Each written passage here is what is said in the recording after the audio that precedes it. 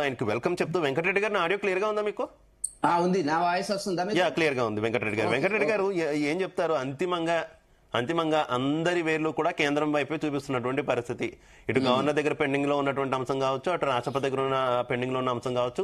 అసలు రాజ్యాంగ సవరణ చేయాల్సిందే మీరు, ఎందుకంటే కేంద్రంలో అధికారంలో ఉన్నారు కాబట్టి. అటు బీసీ ప్రధాని ఉన్నా కూడా ఎక్కడ కూడా భారతీయ జనతా పార్టీకి బీసీల మీద చిత్తశుద్ధి లేదు అనేటటువంటి అంశాన్ని ప్రొజెక్ట్ చేస్తున్నటువంటి పరిస్థితి కాంగ్రెస్ ముఖ్యంగా. ఏ రకంగా ఆన్సర్ ఇస్తారు? ఒక్కటి, లైవ్ లో ఉన్న మిత్రులందరూ కూడా నమస్తే. ఇప్పుడు డైలీ సీరియల్ ఉంటది, మనం చూస్తుంటాం రోజు, రేపేమొస్తుంది అనేటువంటి ఒక సెన్సేషనల్. అట్లా రేవంత్ రెడ్డి గారి పాలన బీసీలకు సంబంధించిన 42% అనేటువంటిది కొనసాగింపుగా నడుస్తున్నటువంటిది. నిన్న మంత్రివర్గ సమావేశం అయింది. ఒక స్పష్టత లేదు, ఒక అవగాహన లేదు, న్యాయపరమైనటువంటి ఆలోచన లేదు, ఒక పరిపాలనా సంబంధమైనటువంటి ఇబ్బందులు ఏంది అనేటువంటి లేకుండానే రేవంత్ రెడ్డి గారి ప్రభుత్వం 2 సంవత్సరాలు పూర్తి చేసినటువంటి సందర్భాన్ని మీ ద్వారా నేను ప్రజలకు గుర్తు చేస్తున్నటువంటి విషయం. ఎందుకంటే 42% భారతీయ జనతా పార్టీ వ్యతిరేకం కాదు. 42% బీసీల యొక్క అభ్యున్నతి, వాళ్ళ యొక్క సంక్షేమం పట్ల భారతీయ జనతా పార్టీకి ఉన్నటువంటి జాతీయ స్థాయిలో ఉన్నటువంటి చిత్తశుద్ధి ఇంకో కాంగ్రెస్ కు ఉన్నదని నేను భావించడం లేదు.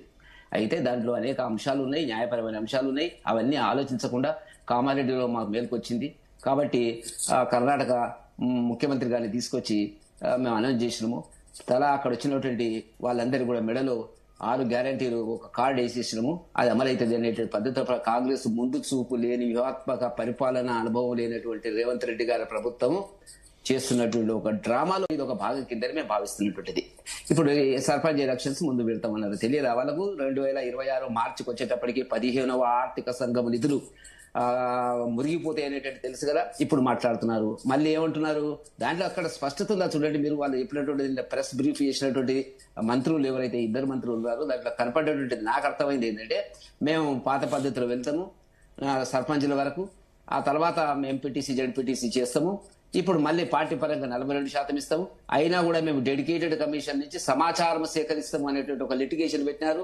అతని అభిప్రాయాలను డెడికేటెడ్ కమిషన్, ఆ డెడికేటెడ్ కమిషనే ఒక అమలుకు వీలుగానేటువంటిది. ఇప్పుడు డెడికేటెడ్ కమిషన్ కు సంబంధించి జీవో 9 ఇచ్చినారు. 9 జీవోలో డెడికేటెడ్ కమిషన్ ఏముందండి? ఆయన వెంకటేశ్వరరావు గారు, భూసాల వెంకటేశ్వరరావు గారు డేటా కలెక్ట్ చేసిందా? ప్లానింగ్ డిపార్ట్మెంట్ వాళ్ళు, ప్రభుత్వ డిపార్ట్మెంట్ చేసి ఆయన ముందు టేబుల్ మీద పెట్టినారు. నేను ఎందుకు మాట్లాడుతున్నానంటే, మీరు ఒకసారి చూడండి జీవో 1, 2, 3 రెఫరెన్స్ ఇచ్చినారు 9 జీవోలో. దాంట్లో ఏంటంటే డెడికేటెడ్ కమిషన్ కంటే ముందే డేటా కలెక్ట్ చేసినారు. తర్వాత హైకోర్టు మెట్టికాయలు వేసిన తర్వాత మీరు అట్టెట్లా చేస్తారు, డెడికేటెడ్ కమిషన్ ఉండాలంటే అప్పుడు ఆయన తీసుకొచ్చి పిక్చర్లోకి తీసుకొచ్చినారు. ఆ లోపల డేటా 25 రోజుల డేటా వచ్చేసింది. ఆయన ముందు పెట్టి వీళ్ళే చెప్పి ఇది అని చెప్పినారు. ఇప్పుడు సమస్య ఎక్కడొస్తుందంటే, గతంలో రిజర్వేషన్స్ ఇచ్చినారు. మొన్న రిజర్వేషన్ లో ఏం జరిగింది? మామూలుగా ఎస్సీ ఏది, ఎస్టీ ఏది, బీసీ ఏది, అదర్ వర్గాలకు ఏది అనేటువంటిది ఏ యూనిటీ తీసుకున్నారు. ఆ యూనిటీ తీసుకున్నప్పుడు క్యాలిక్యులేషన్ వేరే రకంగా ఉంటుంది. ఇప్పుడు ఏ రకంగా మళ్ళీ దీన్ని రివైజ్ చేయాలా?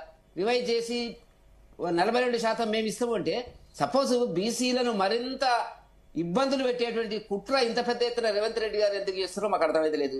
వాళ్ళు పాపము ఇతర ఆర్థికంగా బలపడ్డటువంటి అగ్రకులాలతో పోటీ పడలేము అనేటువంటి పద్ధతుల లోపలే మీరు 42% తెచ్చిండ్రు. బ్రహ్మాండంగా ఉంది. అది అమలుకు వీలైతుందా కాదా అనే ఆలోచన మీకు లేదు. ప్రచారం కోసం, ఓట్ల కోసం, సీట్ల కోసం, మా భారతీయ జనతా పార్టీని మీద బురద జల్లడానికి కోసం ఇవాళ మీరు తెచ్చినటువంటి తప్ప మీకు ఒక ఆలోచన లేదు. నెంబర్ 1 పాయింట్ అవన్నీ జరుగుతున్నాయి. ఇప్పుడు మేము ఒక జాతీయ స్థాయిలో, మేము దేశ స్థాయిలో కులగణనకు సంబంధించినటువంటి ఒక కమిషన్ వేసినాము. డేటా వస్తుంది మార్చి 27, 31 లోపల, అంటే ఇంకా సంవత్సరాల మీద 2-3 నెలల లోపల, 3 నెలల లోపల డేటా వస్తుంది. దానికి ఒక వ్యూహం వస్తుంది. ఆ దాని ప్రకారంగా భారతీయ జనతా పార్టీ రేపు దేశ స్థాయిలో, ఒక తెలంగాణలో మాకు మిగతా ఏం జరిగిందో చెప్పమనండి. ఇండి గ్రూప్ ఉంది కదా, వాళ్ళు 235 మంది సభ్యులు ఉన్నారు కదా, దానిలో తీర్మానం చేసిండ్రా? పార్లమెంట్ రాహుల్ గాంధీ గారు చర్చకు పెట్టిండ్రా? అక్కడ ధర్నాకి, ఒక్క నిమిషం, ఢిల్లీలో జరిగే ధర్నాకే వాళ్ళు రాలేదు. వాళ్ళ వల్ల మా కేంద్రం వైపు చూపిస్తున్నామంటే, మీకు కడుపు నొప్పి లేస్తే మీరు టాబ్లెట్ వేసుకొని, తక్కువ కాకపోతే మా వైపు వస్తున్నటువంటి పరిస్థితి ఉందండి. ముందు అడిగారా మాకు టాబ్లెట్ ఏదైనటువంటిది? కాబట్టి కాంగ్రెస్ పార్టీ తెలంగాణలో బీసీలను పక్కా మోసం చేసి ఇప్పుడు 42% పార్టీ పరంగా ఇస్తామని చెప్పి మరింత వాళ్ళని ఇబ్బందులకు గురి చేసేటువంటి ఒక కుట్ర జరుగుతుంది. అది బాధ అనిపిస్తుంది. బహుశా ఈ 75 ఏళ్లలో బీసీలను ఈ రకంగా కాంగ్రెస్ ముఖ్యమంత్రులు మోసం చేసినటువంటి మొదటి చివరి ముఖ్యమంత్రి రేవంత్ రెడ్డి గారు మిగిలిపోతారు. Right, okay.